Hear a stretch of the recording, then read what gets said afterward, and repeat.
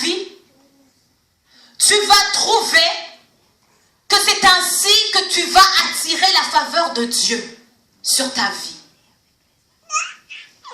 Parce que si nous lisons toute l'histoire de Ruth, nous voyons que par la suite, elle a été très bénie du Seigneur. Mais il faut comprendre que la source de ces bénédictions, c'est parce qu'elle a fait un choix en premier de rester fidèle à sa belle-mère, de s'attacher à sa belle-mère. Elle a dit non au mieux pour pouvoir dire oui au meilleur. J'aimerais t'inciter ce matin à regarder ta vie pour que tu commences à dire non au mieux et que tu dises oui au ce qui est meilleur. Amen. Le monde souffre, l'humanité souffre parce que beaucoup de gens, nous qui avons la vérité, à plusieurs reprises, nous choisissons de dire non, de dire oui au mieux, au lieu de laisser le mieux passer et de pouvoir dire oui au meilleur. Amen. Amen. Qui es-tu? Est-ce que tu es Orpa ou es-tu Ruth? Parce que ce n'est pas dans cette histoire que nous retrouvons Orpa et Ruth. C'est dans la vie de tous les jours. C'est dans l'église que nous retrouvons ces deux catégories de personnes. Où te situes-tu? Parce que personne ne peut te situer. Toi seul te connais. Amen. Jésus a dit dans Jean 16, le verset 33, « Dans cette vie, vous aurez des tribulations. Mais prenez courage, moi j'ai vaincu le monde. »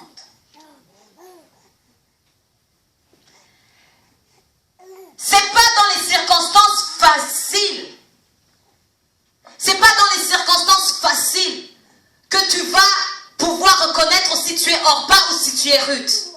Mais c'est dans des circonstances difficiles quand tu vas pouvoir te regarder et dire je vois des qualités de Ruth dans ma vie.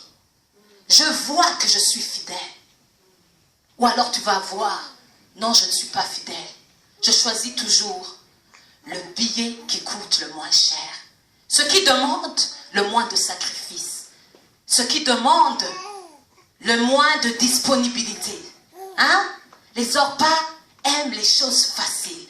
Qu'est-ce que tu aimes? Est-ce que tu aimes les choses faciles ou tu es une personne de vision, une personne de caractère? Parce que une Ruth, ça veut dire qu'en elle, elle est tellement noble. Vous savez, la Bible nous parle dans Proverbe 31 d'une femme vertueuse.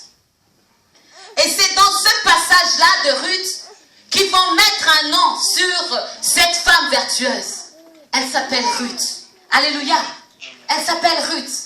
Là, ici, si tu lis dans Ruth, le chapitre 2, tu lis dans le chapitre 3, tu vas lire le verset 11.